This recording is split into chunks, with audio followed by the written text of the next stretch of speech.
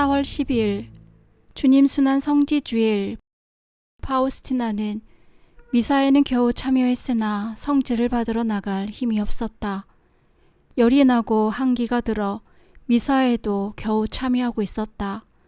미사 중 사람들이 호산나 하고 외칠 때 예수님께서 당신의 마음이 얼마나 아픈지 말씀하시자 파우스티나는 사람들이 호산나 하고 외칠 때마다 예수님과 똑같은 아픔을 느꼈다. 예수님께서는 파우스티나에게 이렇게 말씀하셨다. 내 딸아, 내게 대한 내 연민이 내 마음을 새롭게 한다. 내 순환을 묵상하면 내 영혼이 더욱 아름다움을 띠게 될 것이다.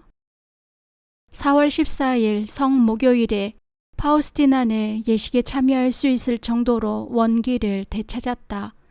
미사 때 예수님께서 말씀하셨다. 내 마음을 보아라. 그리고 인류, 특히 죄인들에 대한 내 사랑과 자비를 보아라. 내 순환을 보고 그것에 동참하여라. 그 순간 갑작스럽게도 파우스티나는 예수님께서 당하신 순환을 마음속으로 똑같이 체험했고 이토록 심한 고문을 당하고도 생명을 잃지 않는 것이 놀랍기만 하다고 기록하였다. 다음날 휴식 시간에 한 수녀가 말했다. 파우스티나 수녀님, 이제 걷기도 힘드시죠? 그러나 이제 곧 죽어서 성녀가 될지도 모르겠네요. 그때 다른 수녀가 반박하며 말했다. 우리는 수녀님이 곧 죽으리라는 것을 알지만 성녀가 되고 안 되고는 별개의 문제지요. 이러한 비웃음은 계속되었다. 그러나 파우스티나는 끝까지 조용히 들었다. 그동안 파우스티나는 수련 시절의 동료 수녀들로부터 편지를 받았다. 많은 편지들을 받아 읽으면서 즐거운 웃음을 짓기도 했다. 파우스티나 수녀님, 그렇게 심하게 앓고 있다니 안 됐습니다. 주님께서 수녀님을 데리고 가시면 수녀님은 주님께 큰 영향력을 지니고 있어서 우리를 위해 기도해 주실 것이니 다행입니다. 한 수녀는 이렇게 말했다. 수녀님께서 돌아가시면 특별히 저를 좀 보살펴 주십시오. 그렇게 해주시리라 믿습니다. 한 수녀는 또 이런 내용의 편지를 썼다. 주님께서 수녀님을 데려가실 날을 손꼽아 기다립니다. 어떤 일이 일어날지 알기 때문입니다. 저는 수녀님이 돌아가시기를 기다립니다.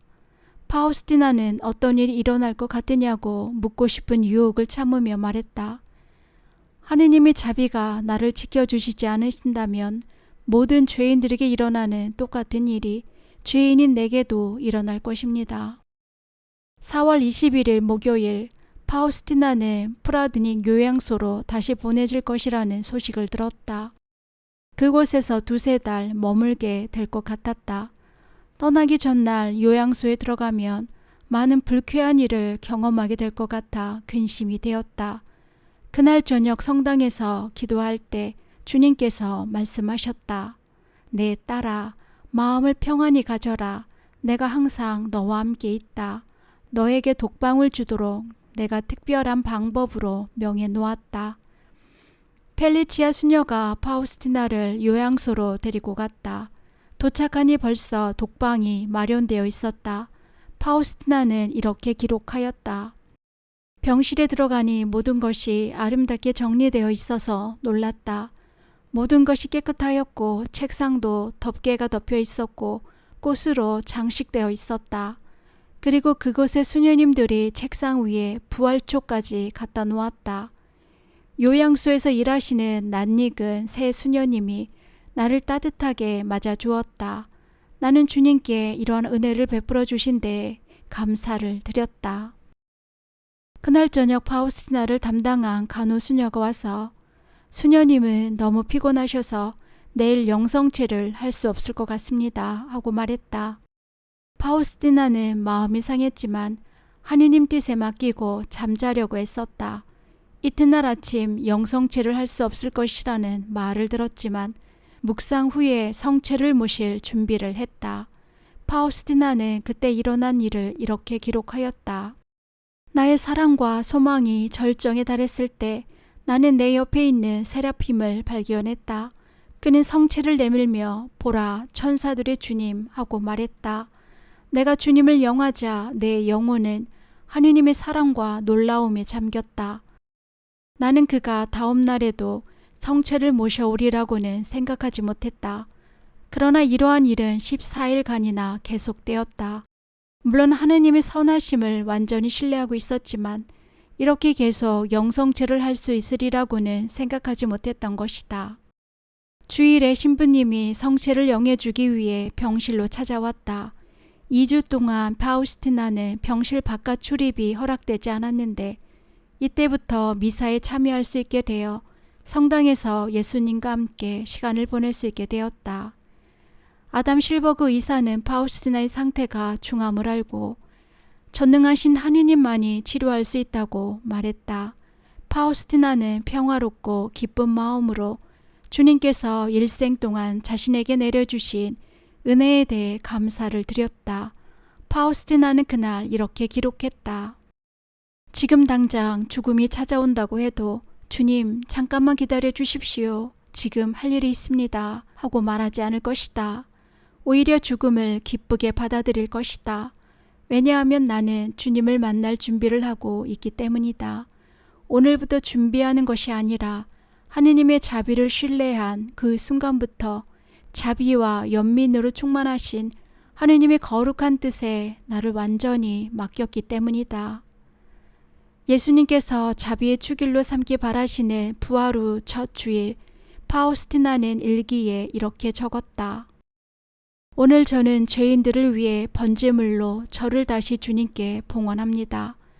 제 삶의 종말이 이미 다가왔다면 주님 겸허한 마음으로 간청하오니 저희 죽음을 주님과 일치시켜 번제물로 받아주십시오. 아직 제가 힘이 있고 의식이 있을 때 다음 3가지 지향으로 저를 주님께 바칩니다. 첫째, 주님 자비심의 사업이 온 세상에 전파되고 하느님 자비심의 축일이 엄숙하게 거행되게 하소서.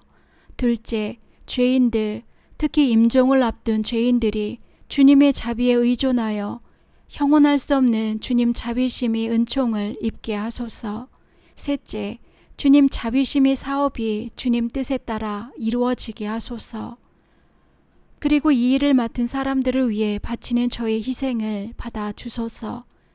자비 가득한 지극히 거룩하신 성심이시여, 제 봉헌에 부족함이 많사오나 죄인들의 회개를 위해 저를 하느님 아버지께 바쳐 주소서. 오 그리스도님, 영혼들의 구원을 간절히 원합니다. 어느 날 영성체 후 파우스티나는 예수님을 마음에 모시고 말씀드렸다.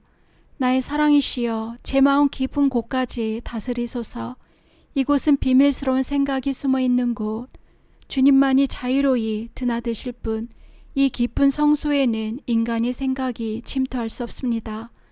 주님께서 이곳에 머무르시고 이곳에 계신 주님으로부터 저희 모든 행동이 나오게 하소서. 주님 간절히 바라오니 제 있는 힘을 다해 주님께서 머무르시기에 평안한 거처로 만들겠습니다. 예수 승천 대축일이 지난 며칠 후 예수님께서 파우스티나에게 말씀하셨다. 기록하여라. 나는 거룩하기에 아주 미수한 죄까지도 미워한다. 죄에 물든 영혼을 사랑할 수 없다. 그러나 참회하면 나의 관용에 한계가 없어진다. 나의 은총이 그를 감싸 의롭게 한다. 내 자비는 죄인들이 가는 길을 끝까지 따라가며 그들이 내게 돌아올 때 내 마음은 기쁨에 넘친다. 그들이 내 마음에 던져주던 고통을 잊고 그들이 돌아온 것만을 기뻐한다. 파우스티나는 장상들이 끊임없는 보살핌과 의사들의 노력에도 불구하고 자신의 건강이 악화되어 가고 있음을 알았다. 나의 사랑, 나의 하느님, 하느님의 부르심에 저의 마음은 기쁨으로 넘칩니다. 죽는 순간에 제 사명이 시작된다는 것을 알기 때문입니다. 요양소에 있을 때도 파우스티나는 게으르지 않았다. 항상 하느님과 일치를 이루고 살았으며 죄인들을 위해 기도하고 방문하는 환자들에게 조언하고 임종 환자와 연옥 영혼들을 위해 기도하였다. 그리스도의 성체 성혈 대축일 다음 날인 6월 17일 금요일, 파우스티나는 너무나 고통이 심해 그토록 기다려왔던 마지막 순간이 다가온 것 같았다. 파우스티나는 지난밤에 열이 심했고 많은 피를 쏟았다. 오후가 되자 열이 떨어지고 마치 죽은 사람 같았다. 그러나 깊은 기도에 젖은 후 이 세상을 떠날 시간이 아니라 신랑의 부름이 가까이 다가왔을 뿐이라는 것을 깨달았다. 6월 이레네오 원장 수녀가 요양소를 잠깐 방문하였다. 원장 수녀는 방을 둘러보고 모두 깨끗하군요 하고 말했다. 파우스티나도 동의했지만 일기에 이렇게 기록하였다. 사실이다. 수녀들은 내가 요양소에서 쾌적하게 보내도록 도와준다. 그러나 환경이 아무리 깨끗해도 하느님만이 알고 계시는 내 희생은 줄어들지 않을 것이다. 이 희생은 내 심장이 멎어야 끝날 것이다. 온 세상의 아름다움, 천국의 아름다움까지도 내 영혼의 고문을 약하게 하지 못할 것이다. 다만 내 고통의 창조자이신 주님께서 충분하다고 말씀하실 때에야 끝날 것이다. 내 희생을 경감시켜 줄 수 있는 것은 아무것도 없다. 6월에는 총장 수녀인 미카엘 수녀도 파우스티나를 방문하였다. 총장 수녀가 떠나기 전 파우스티나가 즐거운 표정으로 말했다. 총장 수녀님, 예수님께서 하시는 말씀은 얼마나 아름다운지 모릅니다. 그리고 노트를 가리키면서 말했다. 다음에 저것을 읽으시게 될 것입니다. 8월 총장 수녀는 파우스티나의 건강이 계속 악화되어 가고 있다는 소식을 듣고 파우스티나를 항상 동정하고 또 기억하고 있다는 편지를 보내왔다. 8월 말 파우스티나는 총장 수녀에게 다음과 같은 편지를 띄웠다. 사랑하는 총장 수녀님, 이것이 수녀님과 저와의 이 지상에서의 마지막 대화가 될 것 같습니다. 저는 몸이 너무나 약해져서 떨리는 손으로 글을 쓰고 있습니다. 그래도 제가 견딜 수 있을 만큼의 고통을 받고 있습니다. 예수님께서는 힘에 겨운 일을 시키시지는 않습니다. 저는 하느님과 하느님의 거룩한 뜻에 모든 것을 맡기고 있으며 하느님께 대한 동경이 더욱 열렬하게 일어납니다. 죽음은 두렵지 않습니다. 사랑하는 총장 수녀님, 수녀원에 들어오면서부터 지금까지 입은 모든 혜택을 진심으로 감사드립니다. 특히 저에 대한 연민과 어려울 때의 지도에 마음 깊이 감사드리며 하느님께 풍성히 보답해 주시기를 기원합니다. 사랑하는 총장 수녀님, 규칙을 제대로 지키지 못한 점과 다른 수녀님들에게 보인 나쁜 표현들, 그리고 수도 생활에 대한 정열의 결여와 저도 모르게 끼쳐드린 고통에 대해 겸손한 마음으로 용서를 청합니다. 사랑하는 총장 수녀님, 수녀님의 선하심은 제가 힘겹고 어려울 때 얼마나 큰 힘이 되었는지 모릅니다. 지극히 비천하고 보잘것없는 파우스티나 수녀 드림.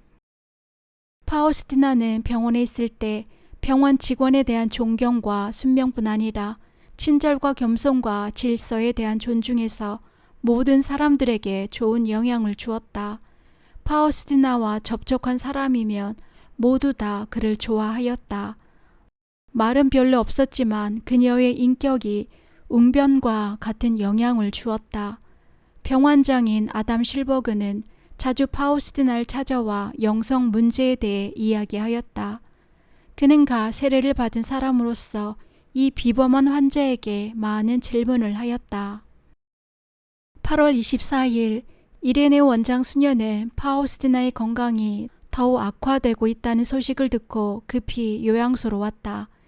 이튿날 파우스티나의 생일인 8월 25일에 차프타 신부가 병자 성사를 주었는데 파우스티나의 병세는 호전되지 않았다.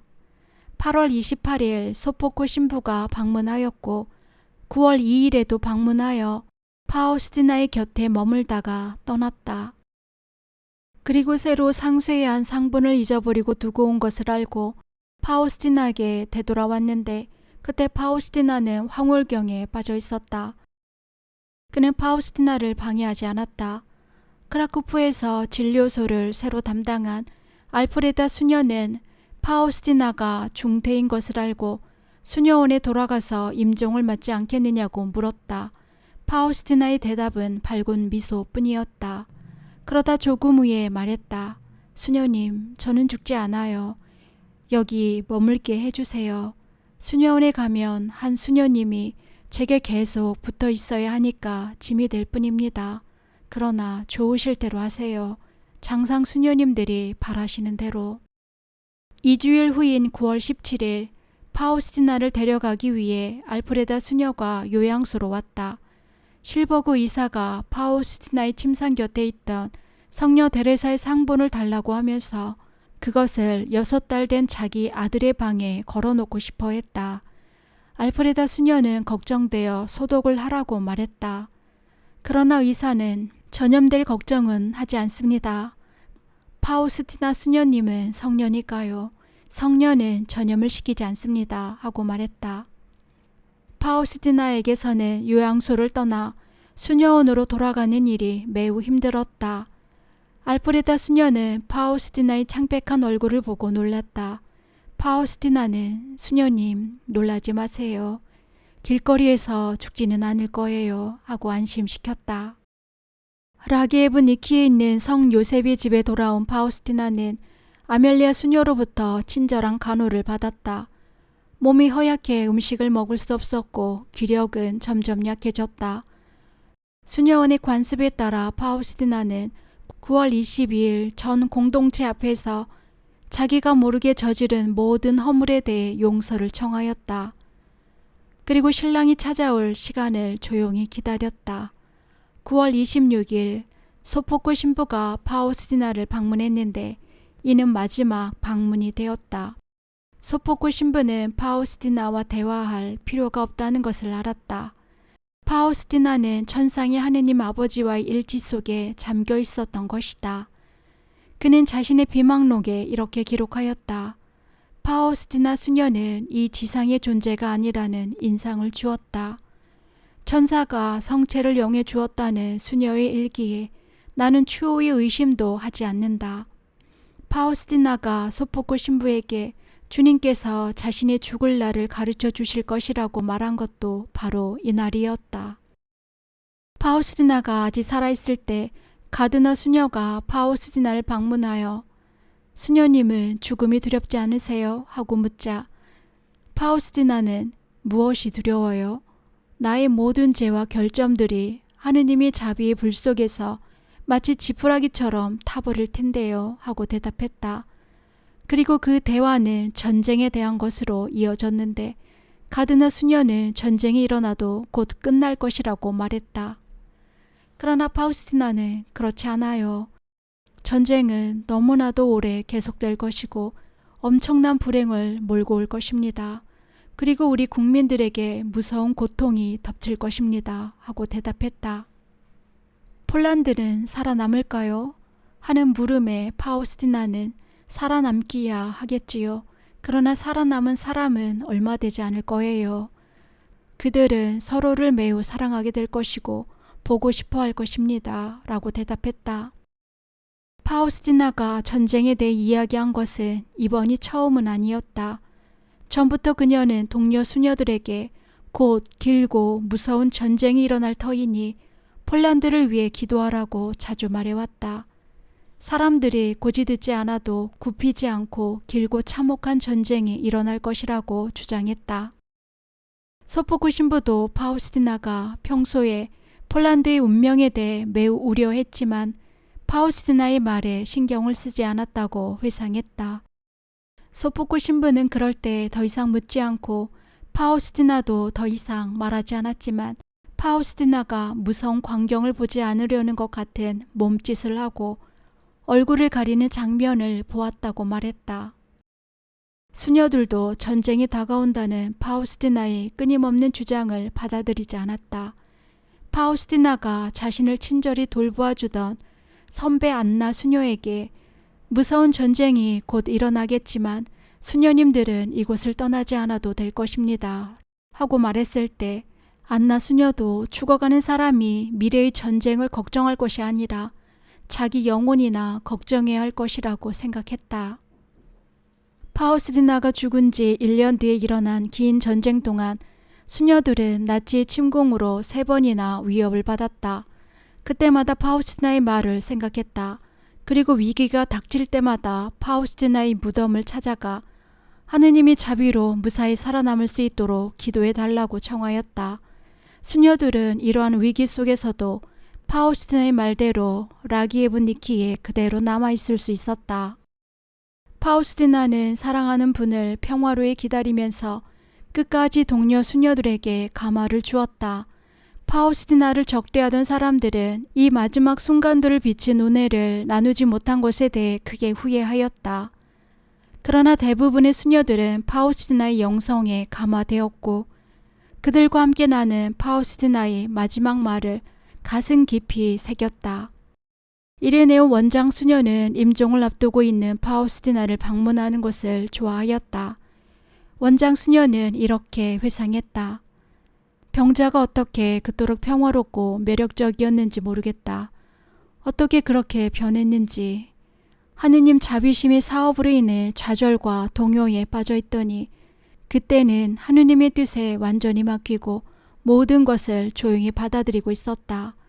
하루는 원장 수녀가 방문했을 때 파우스티나가 자비심이 축일이 제정될 것입니다. 저는 그것을 압니다. 저는 하느님의 뜻만 원합니다. 하고 말했다. 또 하루는 원장 수녀에게 이렇게 말했다. 수녀님께서는 저 때문에 우리 수녀원이 경사를 맞는 것을 보시게 될 것입니다. 이레네 원장 수녀가 파우스티나의 임종 직전에 방문했을 때 파우스티나는 겨우 몸을 일으키며 가까이 다가오라고 손짓하며 말했다. 주님이신 예수님께서 저를 들여 올려 성인으로 만들고 싶어 하십니다. 원장 수녀는 이에 대해 이렇게 말하고 있다. 그녀가 하도 진지하게 말하므로 하느님 자비의 선물로 확약을 받은 것 같은 느낌이 들었다. 내가 파우스티나 수녀의 곁을 떠나올 때 그 말에 이상한 감동을 받았지만 그 말의 중대성은 완전히 깨닫지 못했다. 10월 5일 파우스티나는 펠리치아 수녀에게 주님께서는 오늘 나를 데려가실 것입니다 하고 속삭이는 소리로 말했다. 오후 4시에 안드레 신부가 구의 성사를 주러 왔다. 파우스티나는 고통이 심했다.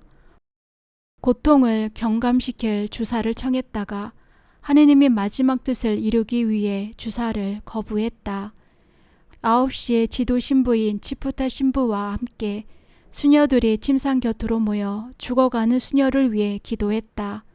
파우스티나는 모여온 사람들에게 감사하다고 말했고 특히 자신의 환시의 증거자인 원장 수녀에게 감사를 드렸다. 그러나 임종이 다가온 것 같지 않다는 생각으로 수녀들이 모두 흩어졌는데 리고리아 수녀만이 침상을 지키고 있었다. 밤 10시 45분 리고리아 수녀가 원장 수녀에게 달려갔을 때 파우스티나 수녀는 마치 무아지경에 잠긴 듯이 눈을 하늘로 향한 채 천국으로 떠났다. 파우스티나의 여인 몸은 즉시 천상적인 아름다움을 띠었다. 이 일은 그리 놀라운 일이 아니다. 제 모든 행실이 주님의 마음에 들도록 저를 거룩하게 하소서. 제가 매일 하는 영성체를 통해 이러한 일이 이루어지게 하소서 라는 기도가 실현된 것이다. 후일에 영성체 준비라는 제목이 쓰여진 파우스티나 수녀의 노트가 발견되었는데 서문에 이러한 글이 실려 있었다. 내 인생에서 가장 엄숙한 순간은 영성체를 하는 순간이다. 나는 매일 영성체 하기를 갈망하고 영성체를 한 후에는 매번 지극히 거룩하신 삼위일체께 감사를 드린다. 천사들이 우리를 부러워하는 점이 있다면 다음 2가지일 것이다. 하나는 영성체를 하는 것이요 또 하나는 고통을 당하는 일일 것이다. 파우스티나의 장례식은 로사리오의 모후 축일이요 그달의 첫 금요일인 1938년 10월 7일에 거행되었다. 파우스티나는 생전에 가족들에게 경제적인 어려움을 줄까 염려하여 자신의 병과 죽음을 알리지 말아달라고 했기에 가족은 아무도 참석하지 못했다. 미사 후 동료 수녀들과 자매들은 파우스티나를 라기예브 니키의 수녀원 묘지에 안장하였다. 파우스티나 코발스카 수녀는 1993년 4월 18일 시복된 후 7년 만인 2000년 4월 30일 교황 요한 바울의 2세에 의해 시성되었다. 예수님께서는 성녀 파우스티나 수녀를 통해 부활 대축일 다음 주일을 하느님의 자비 주일로 지내고 온 세상이 하느님의 자비를 공경하도록 요청하셨는데, 교황 요한 바오로 2세는 파우스티나 수녀의 시성식에서 부활 대축일 다음 주일을 하느님의 자비 주일로 지낼 것을 선포했다.